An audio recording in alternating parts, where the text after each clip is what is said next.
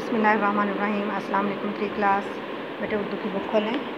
हम पढ़ रहे थे गुरूर का सर नीचा। आज हम उनकी बाकी की एक्सरसाइज करेंगे इसकी सफ़ा नंबर 59 पे। ठीक है, एराब लगाएं।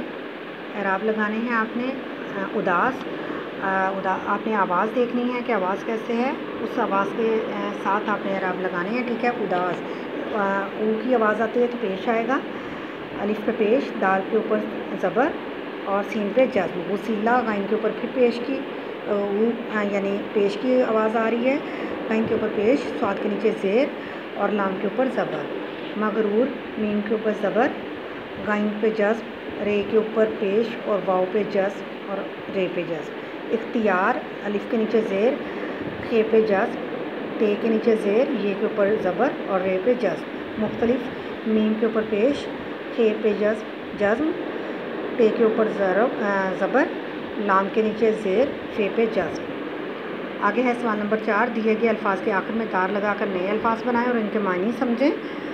समझ, जैसे ये पहले मज़ेदार है, हमने समझदार, चमकदार, खारदार, हकदार, सरदार। ठीक है, आगे है सवाल नंबर 5। जुमलों के सामने दिए गए जमा अल्फाज की वाहद बनाएं और खाली जगह लिखें। ये अल्फाज हैं, इनकी आपने वाहद बना के आपने खाली जगह में लिखना है। जैसे झाड़ियों का झाड़ी होगा, खेतों का खेत, शरारतें का शरारत, मिन्नतें मिन्नत, छुट्टियाँ छुट्टी। ठीक है, यह आपने इसके अंदर लिखना है। और इसके बाद आगे है जुमला सफ़ा नंबर 60 पे। अल्फाज का ऐसा मजमूआ जिसमें कम अज़ कम एक पूरी बात या एक मुकम्मल मफ़हूम पाया जाए उसे जुमला कहा जाता है।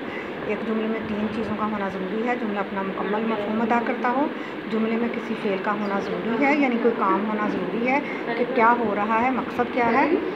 जुमले के आखिर में ख़त्मा या सवालिया अलामत का आना ज़रूरी है। मिसाल, हामिद आज कराची जाएगा, यानी ये पूरा मफ़हूम सामने आ गया है कि क्या काम करेगा और क्या मकसद क्या है।